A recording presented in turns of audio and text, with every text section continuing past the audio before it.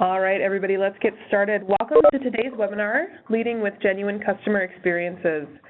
My name is Kayla Hambeck, and I work for Storyworks1. If you have any questions or comments through today's presentation, that's awesome. We would love to hear them. Please use that chat feature on WebEx to submit your questions, and we will address those at the end of our session. So let's get started. We're going to introduce our guest speakers. Today we're joined by Beth Sampieri, who is the Division Vice President of Client Experience and Innovation at ADP. And we also have Jeff Fritz, who's founder and CEO of Storyworks1.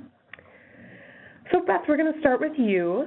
Could you tell us a little bit more about your role at ADP and why you think the client experience is so important? Sure. So good morning, everybody. Can you hear me okay?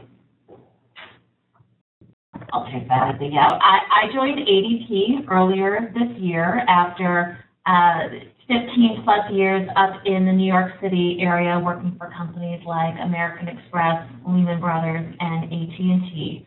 And my role at ADP, my team, a few who are on the call today, manage our client experience and innovation team, where we're responsible for developing the client experience roadmap, setting the strategic direction, and overseeing execution of all initiatives relating to the client experience. This includes the foundation being the Net Promoter Score system. We also manage all client communication and client engagement activities.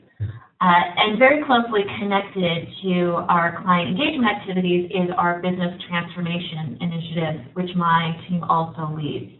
In the end, our team is tasked with driving towards a high value, low effort client experience. And on a personal note, after living for 15 plus years in the New York area, we've relocated to Atlanta. I have 3 small kids and am desperately seeking creative ideas on where to place that darn elf on the shelf. I don't know how many of you on the line have one of those or have kids who are excited about it, but I'm only 2 days into December and I'm already out of ideas. Sorry, I'm still laughing about the elf on the shelf, Beth. Thank you so much for sharing. Now let's hear from Jeff Fritz over at Storyworks1. Jeff, could you tell us more about your background and why you're so passionate about improving the customer experience?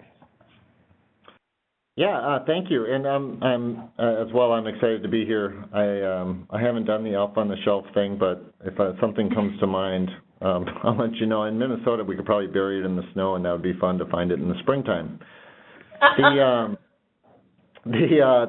2 things I would say, I guess, as far as just introducing where I'm coming from is I've always been a kind of a sales-centric person, sales-centric leader, and if it's from my days working in sales and sales leadership for financial services and healthcare industry and technology to building and selling concepts and companies, sales has always been the forefront of my mind, and I think the evolution of sales is something that I work on a lot and think about a lot.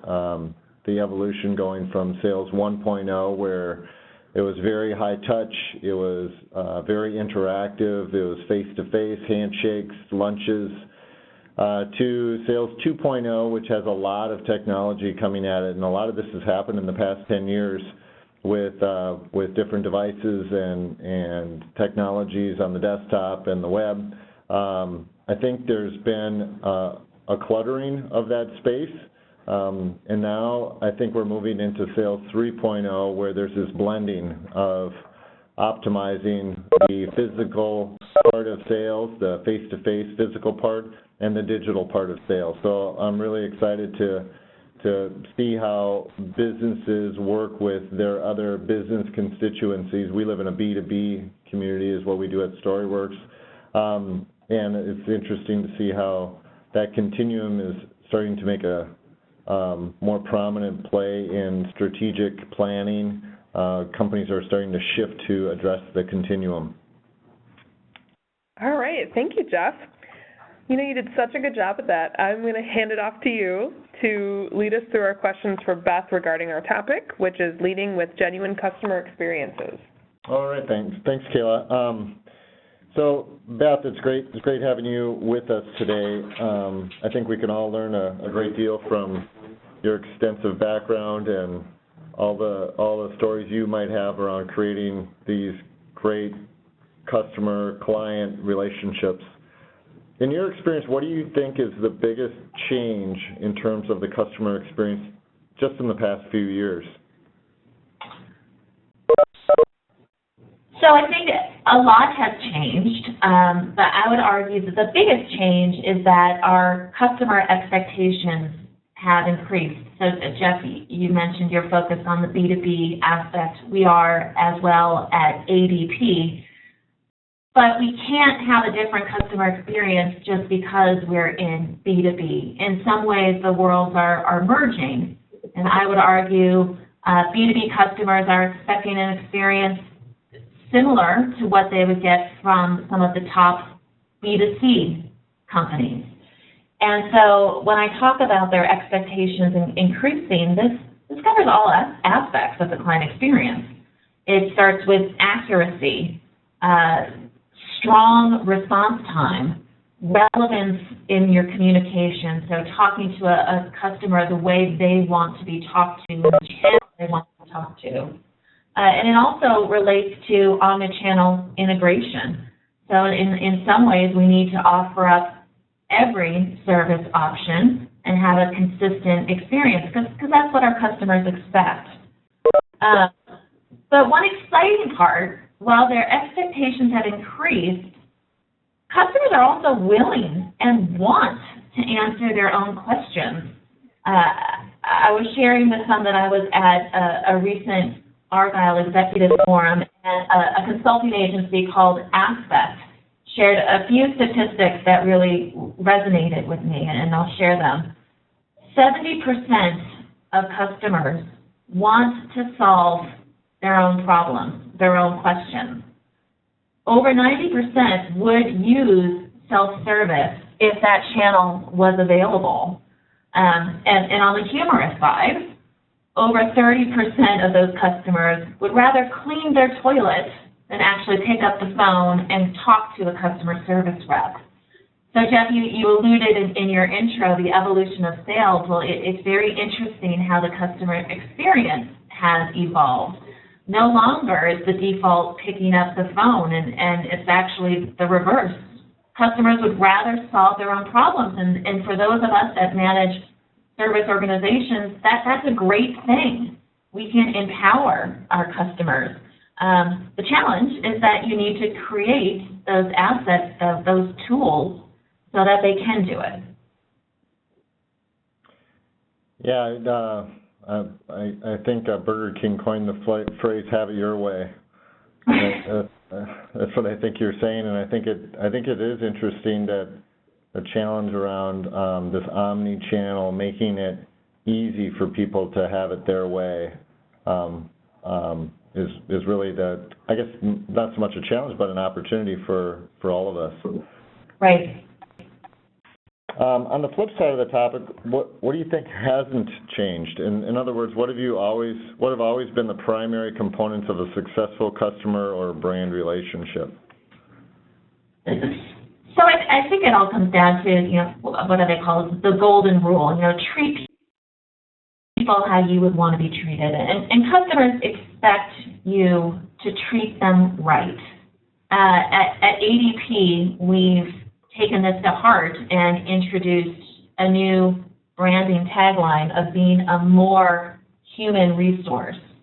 And while ADP obviously has always been focused on HR, on human resources, we are striving to become have a more personal relationship with our customers. Technology is a great enabler, but what differentiates brands is that one-to-one human touch and that human element. So ways that we're looking to do that as an organization is to ensure we're proactive, diagnostic, consultative, predictive, consistent, And through all of these, we allow our customers to focus on what they need to focus on, which is driving their own strategic priorities and having comfort that their strategic partners will manage what they're supposed to be managing and will treat them right. I've been reading some analyst articles lately from Forrester and Gartner, and the estimates of by 2020, the percentage of commerce that will be done physically or face-to-face will be around 20% or less. And I think that speaks to your point. I think it's not that people don't want that human experience. It's more that there's almost a concentration on what that human experience is used for in largely building trust and rapport and credibility and creativity, collaboration.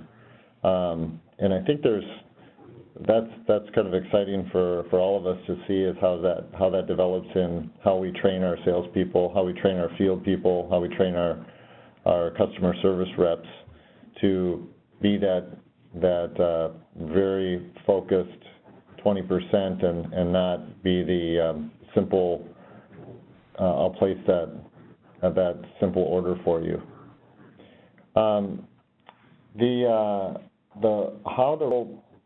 What role does, in the question of what role does technology play, I start to think about the times when I want to just yell for everybody to put the phones down and look at each other. How do you build a meaningful, lasting relationship with customers when there's so much screen? They're glued to phones and screens. I think that's great, but this challenge of the balance is really an interesting question I'd like you to comment on. Well, and I think we all see it in our personal lives as well. Over the Thanksgiving holiday, I'm guilty of it as well. You're at the table and you're online, and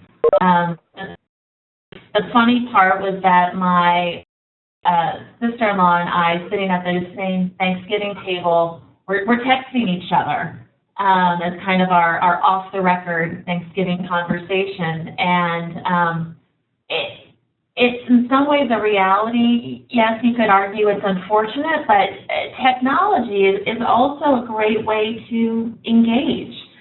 And so that's from a personal standpoint, but from a professional side at ADP, we are looking for technology to help us build and be in some ways a foundation to that customer experience, and enable us to have a full profile of who that customer is. And so we can now understand the customer's preferences,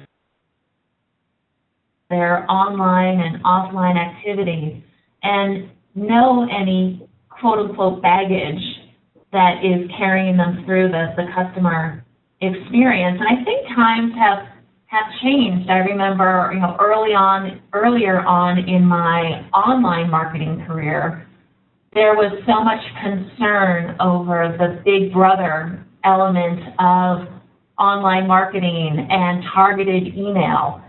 And times have really changed. I think both in a B2C and a B2B world, our customers expect us to know more about them and to leverage that knowledge to improve the customer experience.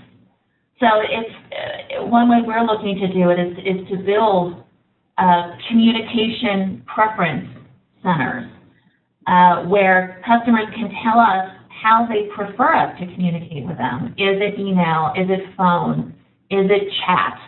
And that knowledge lets us improve the customer experience. It also helps us as an organization focus our investment dollars on the channels that are making the most impact and are most desired by our customers. Well, I think we could have a whole nother conversation about what you learn from those experiences, how those personas start to show their preferences. I think there's likely demographic preferences there by age, but there might be content preferences depending on what kind of interaction they're looking for. If it's to change my widget order, I might want that to be more of an online or phone-based presence, do it myself, and if it's I really need help figuring out how to architect an addition on my house, I need a more consultative face-to-face approach. The mobile aspect of this, so let's focus in on mobile. I know that omni-channel is starting to blur the lines of what mobile is. We're seeing tablets or phones and tablets turning into phablets, and we're seeing removable keyboards on tablet devices such as the Surface and the iPad. Is the explosion of mobile, how is that helping the customer experience? I think you're going to say it's helping, but give us a little more color on how you see that helping. So in some ways, it's table stakes now. You need to have a mobile app. You need to have mobile servicing teams, for example, text and chat, because that's how customers are engaging. So in one way, yes, it's table stakes. Two, I do think it is helping. It's a very meaningful way to engage with our clients. And so when I was at American Express, this was several years ago, but as the company was building out new products, there was a mindset shift that our product development team and our customer service team, with any new initiative, the first solve had to be for the mobile experience. The second solve could be whatever other channel we were considering. And I remember thinking, this was 5 or 6 years ago, why would we be solving with mobile first? The proportion of our customers that are in that channel just doesn't justify it. Now, of course, in hindsight, the leader of the organization was quite visionary and was spot on, that we need to solve the mobile experience and the others will follow. And so within ADP, I see a similar mindset where we are partnering with many third parties to open up our APIs so that our apps can be connected with other companies to improve the customer experience. And you see that ADP is probably later to the market on that than others, but you see it as commonplace now, where it's opening up the overall software experience so that it can improve the client experience. And one thing I've noticed, Beth, is that it's actually enhancing the face-to-face interaction. So it's not a single way to interact, is that I look at a screen and I send something and they look at their screen and they receive it. There's actually a sharing of screens in a lot of the cases that we see where, look at what I've got for you to see. I think that it started with PowerPoint in the boardroom where you flip through slides, but I think it's evolved to, I guess it started with like YouTube, sharing a YouTube video, and you're sitting there with a friend and you say, watch this is funny, and now it's evolved to, hey, look at this speaks to the issue that we're talking about right now in the moment. And we armed our sales team at ADP with iPads so that they can pull out their iPad and do a live demo of our product. We've also added gamification to our demos and even to our internal training so that it's a more engaging experience. I even had somebody interview with me who brought his iPad and during the interview pulled it out to show me some of the work that he had done to date. And so mobile is truly coming into every element of the customer experience. Mm-hmm. Yeah, add to that, there's there's access, there's this non-linear conversation that's happening in those circumstances, and you can access the things that are on the device, but you can also access systems and tools and data, and we're finding that to be a real interesting call as the interactions are asking for more meat. You know, what can I have that improve this interaction in a, doesn't necessarily need to be real time, but it has to be right time. What do I have at the moment that can really enhance the communication and the connection between these two individuals? Yep. Good stuff. So talk to me a little bit more. I know you've given us some good examples on ADP, and we see a lot of what the large corporations like ADP are doing to kind of charge forward. And it's an interesting, I also think it's interesting how there's always this, it's not a rift maybe, but it's more of a challenge for a large organization is there's hundreds, sometimes thousands of legacy systems in play while you're trying to innovate. And I think it's really neat how ADP has taken a step to put this new innovation layer and oftentimes on top of legacy systems that have been working really well for years that they just can't unplug. How are you approaching that? I'm laughing a bit about your comment because you're right. We have many legacy systems, and part of the customer experience is while you want to honor their preference, you also, as an organization, want to introduce new opportunities for them to engage with the product, and that may mean a change for them. So you think about your iPhone when you get the new software release. My husband made a comment the other day. Oh, well, you know, with every new release, you lose something.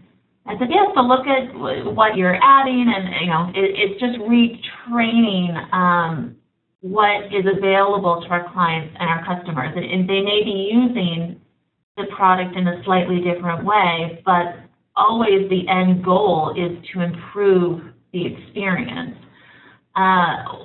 One thing that we started doing within our team, because we have such a large organization, we have within my business unit over 4,000 clients who then themselves have thousands of employees, and we have well over 4,000 employees at ADP.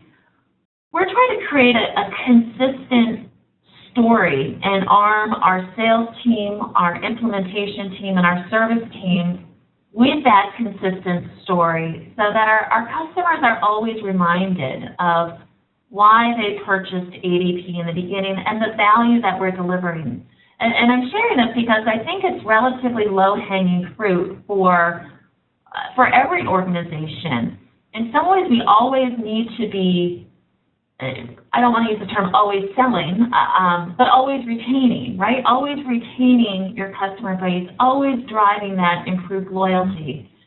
And as I came into ADP and started asking our service reps, well, why do you think our customers are staying with us?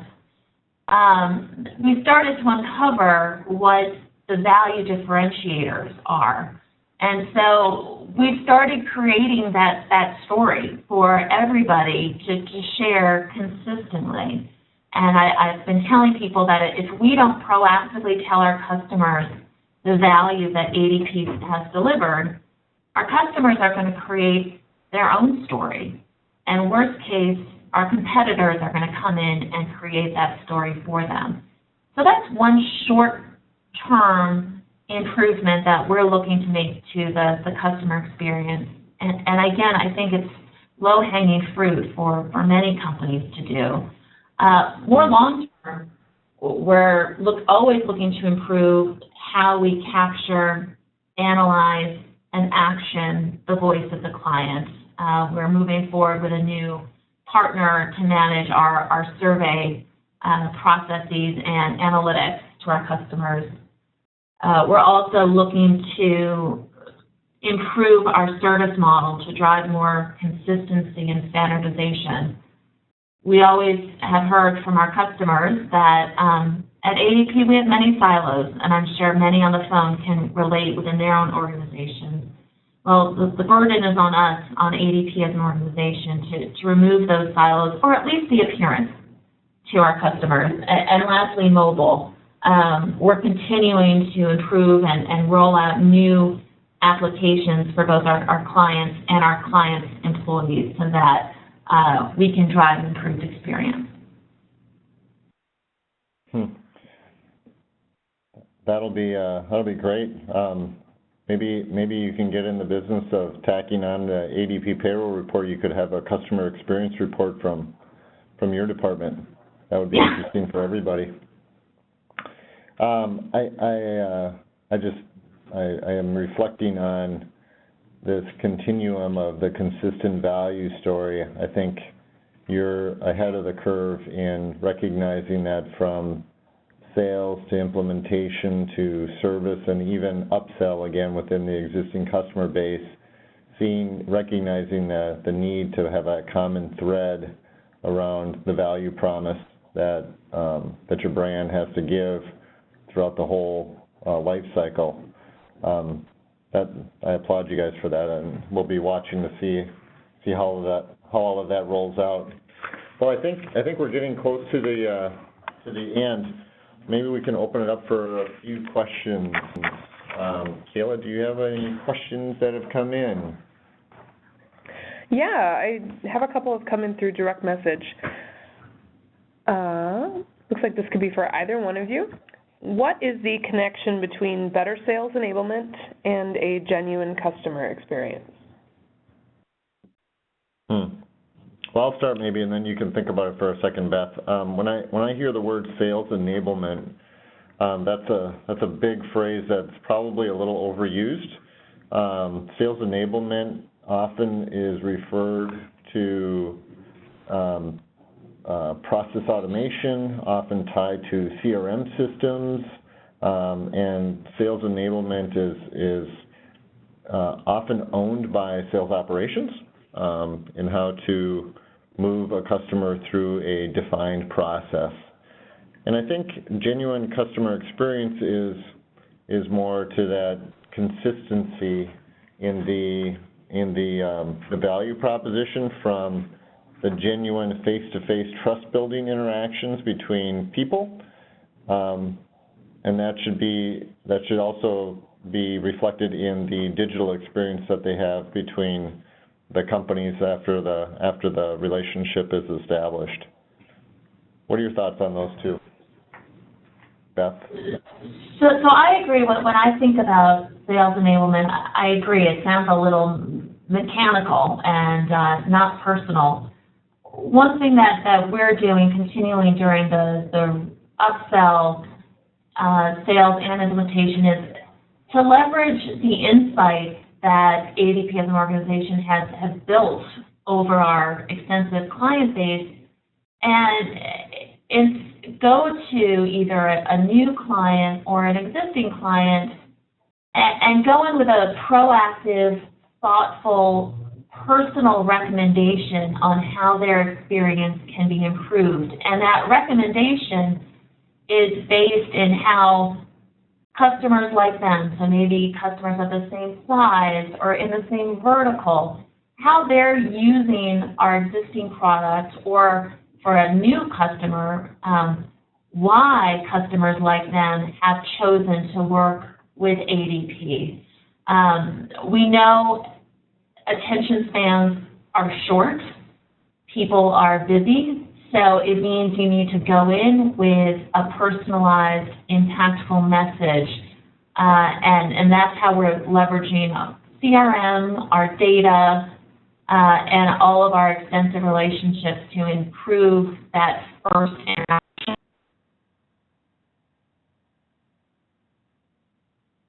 And make sure that is meaningful and personalized to them.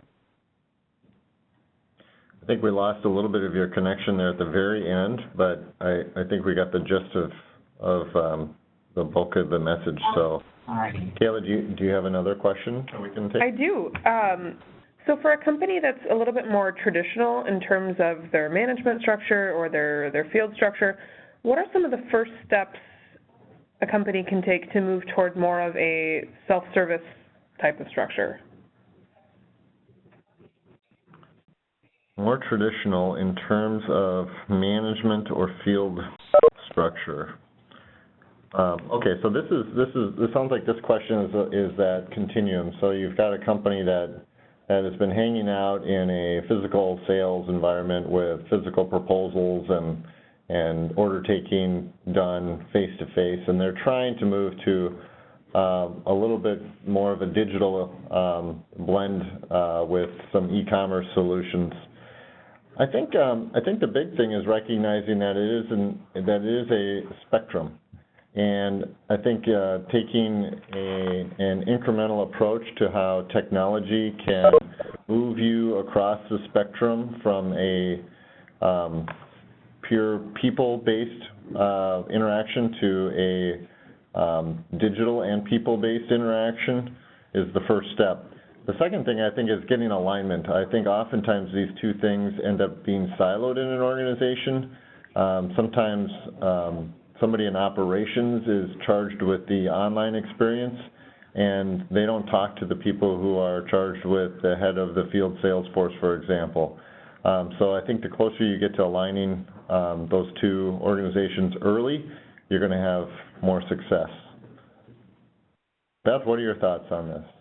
So I agree. I think consistency is key, that everyone within an organization that has an interaction with a customer or client knows the full picture of that client. And so that's easier said than done. And we definitely, within ADP, have a lot of opportunity to get to that place. But as we're looking to build out our internal CRM tools, build out dashboards that are facing to our service reps, so that as a client calls in or reaches out via email or chat, we have their full client profile, so that we're aware of what products they have with us, what their history with us is, what other requests have come in from this client,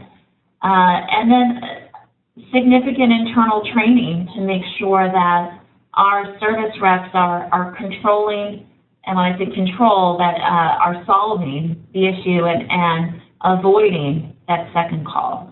So to answer your question, I think it's around ensuring a consistent message and access across the organization to that consistent message. Great. Maybe one more question, and then we'll close this up. Yeah, absolutely. Final question. As advertising and marketing change to catch up with creating more experiences versus just traditional advertising, what changes do you guys think organizations will implement to create an emotionally or financially rewarding experience for their customers? Wow. So I think the questioner is right that there is a pretty big shift right now. I see a lot of, especially marketing organizations within the enterprise, that are trying to make a pivot from just building campaigns and collateral and not really having that feedback on the direct implications of those campaigns to a more of an experience.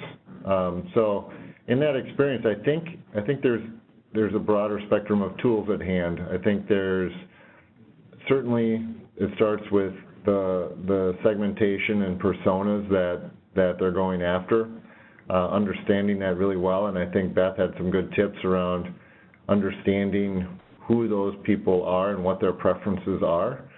And then I think having an omni-channel approach to reaching that target audience through less of a marketing, advertising, a one-way communication to more of a conversation that happens with the buyer, and that buyer starts to feel more empowered to interact with the company.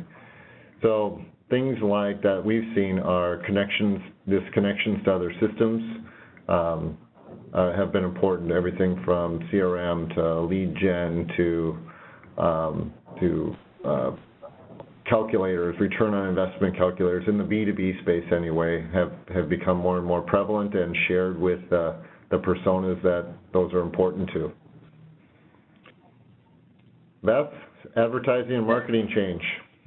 Yeah, so I'll go again to our new tagline within ADP, is a more human resource. I mean, we are absolutely taking that change and actioning it, and you can see it in our print ads, you can see it in our social media, and you see it internally even with our employee base, that we are focusing on the whole person. And somebody used a comment the other day, you bring your whole self to work, and that can include what you did the night before, your kids, your career goals. It's the whole self. And so we're really trying to bring that to life. And within my team, we own our client engagement activities. So we have client advisory boards, we have loyalty programs, we have networking opportunities. And so we continually focus on the with them, right? The what's in it for me. We provide our clients with opportunities to network, to build their own personal brand, so that they are seeing more from the organization. We're not just enabling their technologies and paying them for their payroll, but we're really creating a connection with them as a whole person. That is a great way to end the session today, I think. And I think that's all we have time for. I can't thank you enough, Beth, for joining us today, sharing your ideas with us. I really appreciate it. Well, and if anybody emails you any ideas on the Elf on the Shelf, I'm getting to desperate days, and it's only December 2nd. Well, we'll get a list going. I think you have a social media. This may be, you may want digital on this one. You may want a Twitter handle or something like that. And then let me turn it over to Kayla, and she can wrap it up for us. All right. Thank you, Jeff, and thank you, Beth, so much for joining us today. Thank you, everyone who called in. It was great to hear from you guys. We hope that you all gained some new ideas on how to improve the customer experience in your respective organizations. So following today's event, watch for an email from Storyworks1. It's going to have a link to the webinar recording and also a SlideShare presentation with additional notes. If you have any questions, don't hesitate to reach out to us via social media or visit our website. It's Storyworks1.com. Thank you again. Everyone have a great day. Thank you.